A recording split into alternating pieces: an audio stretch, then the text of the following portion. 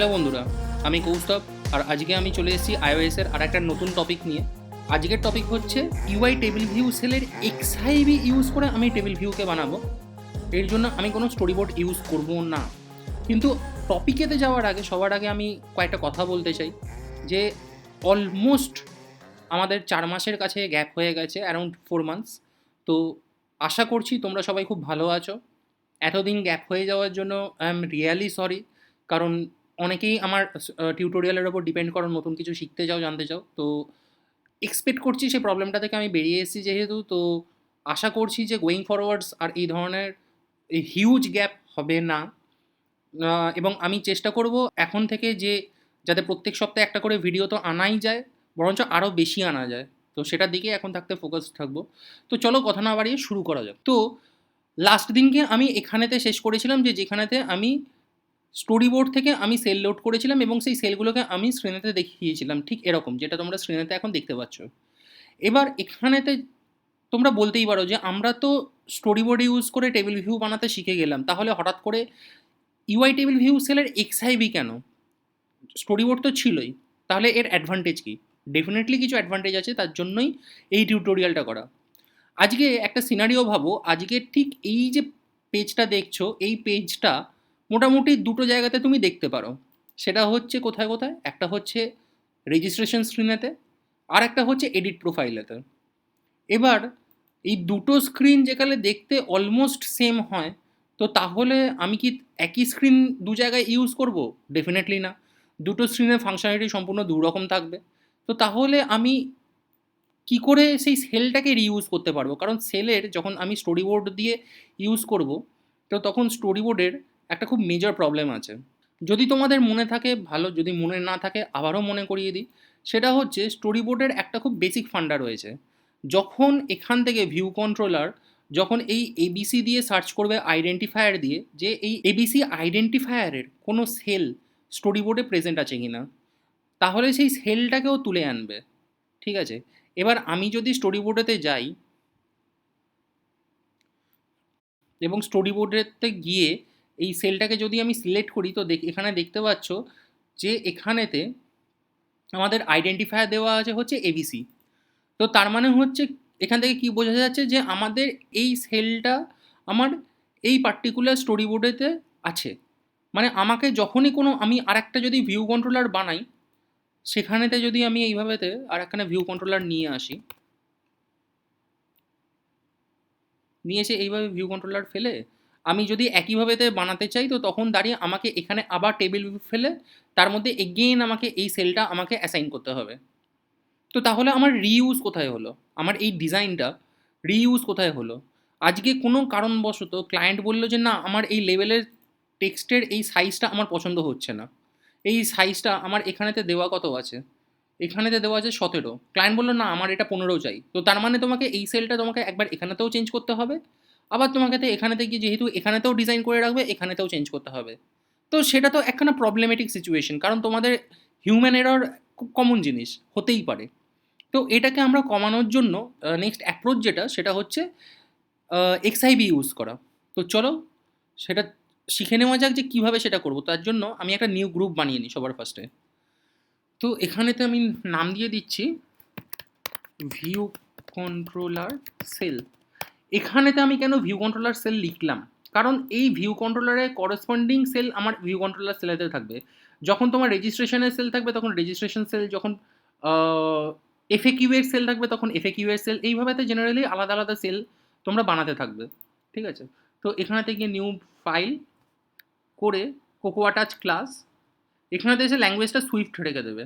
ঠিক আছে? এখানেতে গিয়ে সাবটাইপটা তোমরা চেঞ্জ করে দেবে ইউআই টেবিল ভিউ সেল। ঠিক আছে? এখানে দেখো টেবিল ভিউ সেল নিয়ে নিয়েছে, এখানেতে তোমরা দিয়ে দাও হচ্ছে ভিউ কন্ট্রোলার সেল। ঠিক আছে?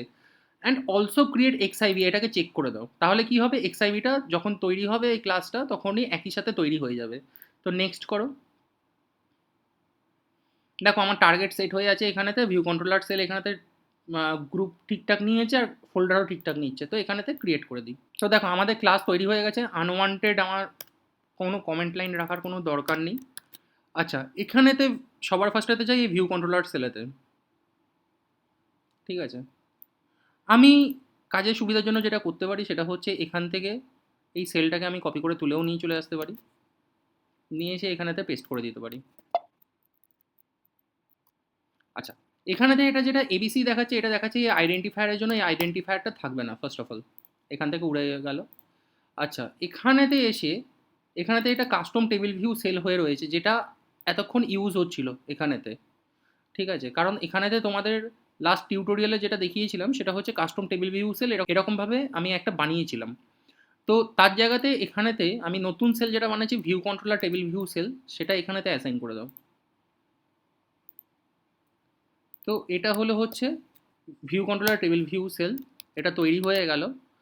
তো আমি এখানেতে একটা নতুন ভিউ কন্ট্রোলার বানিয়ে নিচ্ছি। সে এক্সাম্পল নিউ ফাইল, আমি নাম দিয়ে দিলাম এটার ইউআই ভিউ কন্ট্রোলার, এটা ধরো হচ্ছে ফার্স্ট দিলাম, ফার্স্ট ভিউ কন্ট্রোলার। ঠিক আছে, ক্রিয়েট এক্সআইভি করবো না, কারণ আমি স্টোরি বোর্ডেতে ডিজাইন করবো, তো সেই হিসাবে ক্রিয়েট এক্সআইভি করার দরকার নেই ভিউ কন্ট্রোলারের ক্ষেত্রে। তো এখানেতে এসে আমি এখানেতেই বানিয়ে নিলাম। তো এগেন আনওয়ান্টেড কোড আমার চাই না, তো আমি এইগুলোকে ডিলিট করে দিলাম। ডিলিট করে দিয়ে এবার ফার্স্ট ভিউ কন্ট্রোলার এই নামের একখানা আমাকে স্টোরি বোর্ডেতে সবার ফার্স্টে ভিউ কন্ট্রোলার বানাতে হবে। তো আমি এই ভিউ কন্ট্রোলার যেটা বানিয়েছিলাম এটাকেই আমি নাম দিয়ে দিচ্ছি হচ্ছে ফার্স্ট ভিউ কন্ট্রোলার। তো এটাকে ক্লাস আমি ফার্স্ট ভিউ কন্ট্রোলার সেট করে দিলাম। তো এখানেতে সবার আগেতে আমার একখানা টেবিল ভিউ চাই, তো আমি টেবিল ভিউ নিয়ে চলে এলাম।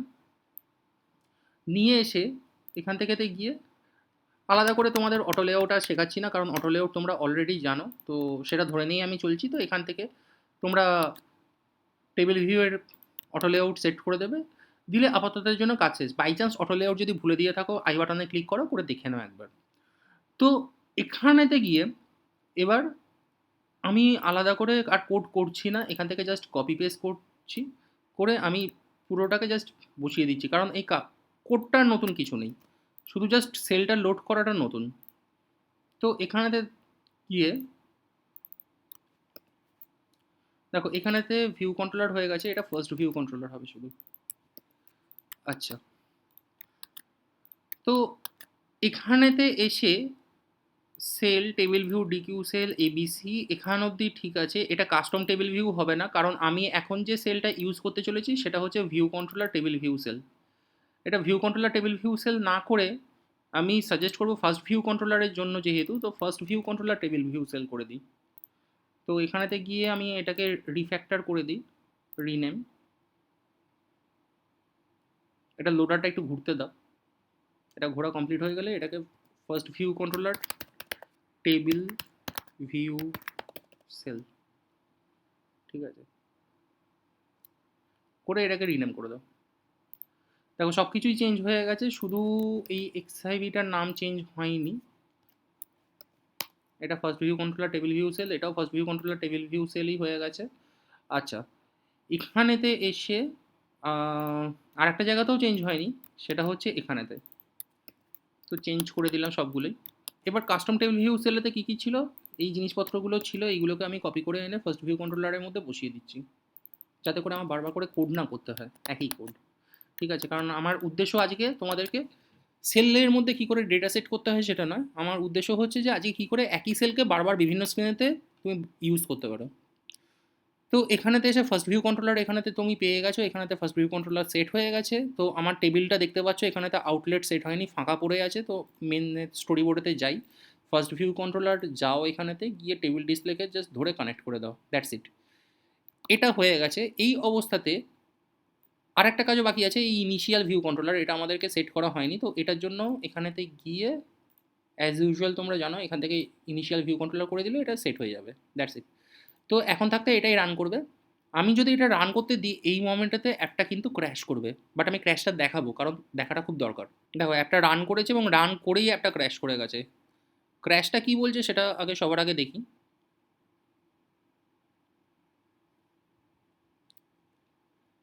Assertion failure UI table view dequeue reusable cell with identifier, এটা আমাদেরকে দিচ্ছে, বলছে কি না, terminating app due to uncaught exception NS internal inconsistency exception unable to dequeue a cell with identifier ABC, must register a nib or a class for the identifier or connect a prototype cell in the story board.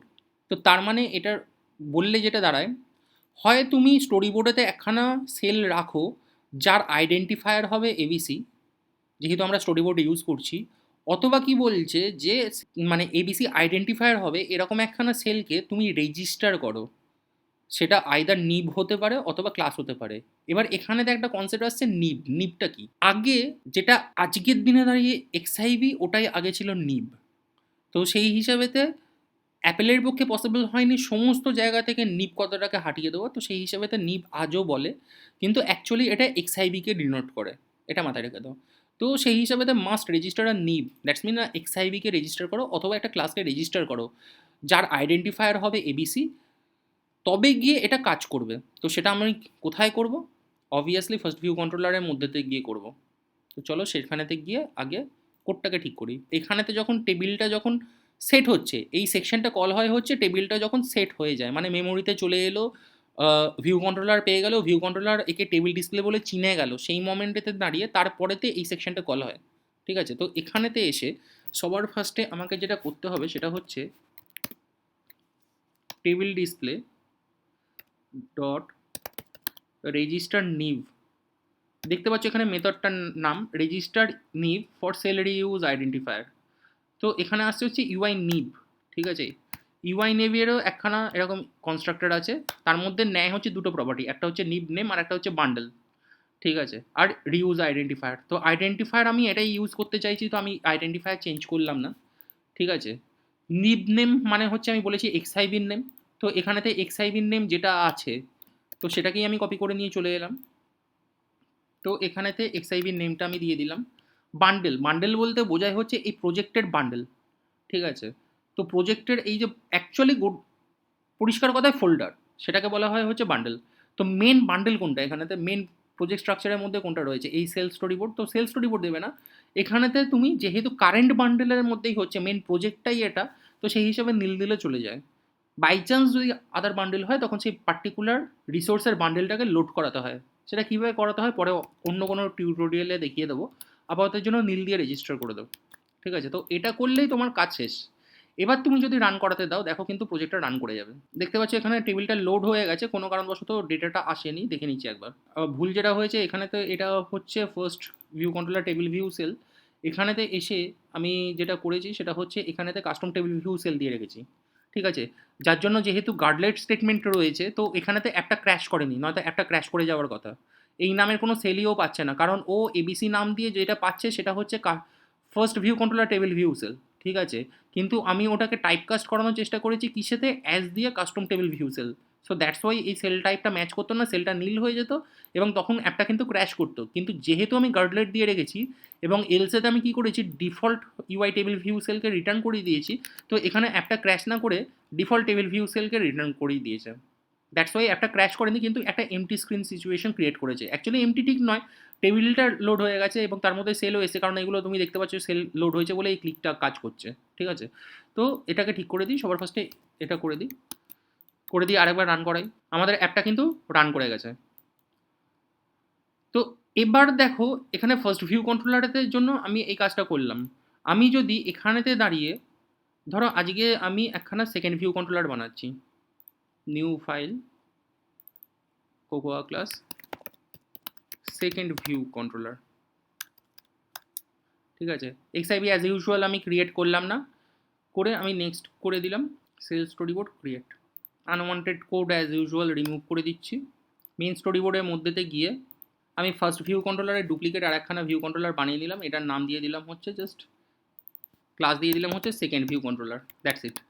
ঠিক আছে, এবার second view কন্ট্রোলারের মধ্যেতে গিয়ে আমি first view controller থেকে সমস্ত কিছু copy করে নিয়ে চলে আসছি।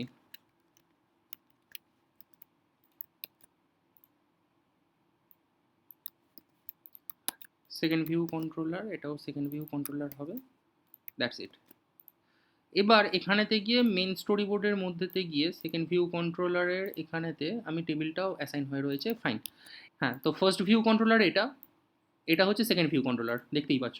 তো সেকেন্ড ভিউ কন্ট্রোলারটাকে ইনিশিয়াল ভিউ কন্ট্রোলার বানিয়ে দিই, কারণ আমার বক্তব্য ছিল যেটা যে different view controller different table ভিউয়েরতে আমি একই সেল ইউজ করব, আমাকে কোনো বাড়তি যাতে খাটতে না হয় ডিজাইনের জন্য।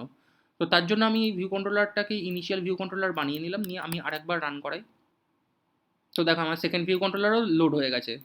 বাই চান্স তোমার যদি মনে হয়ে থাকে যে আমি হয়তো অন্য কোনো লজিক করে রেখেছি যে যার জন্য জাস্ট এত সিম্পল, তো তার জন্য আমি একটা কাজ করছি, আমি এখান থেকে সেকেন্ড ভিউ কন্ট্রোলারেতে আমি এই কাউন্টিংটাকে 8 থেকে কমিয়ে 4 করে দিচ্ছি, যাতে তোমরা বুঝতে পারো যে না আমি কোনো কিছু করিনি, জাস্ট এইটুকুই কাজ।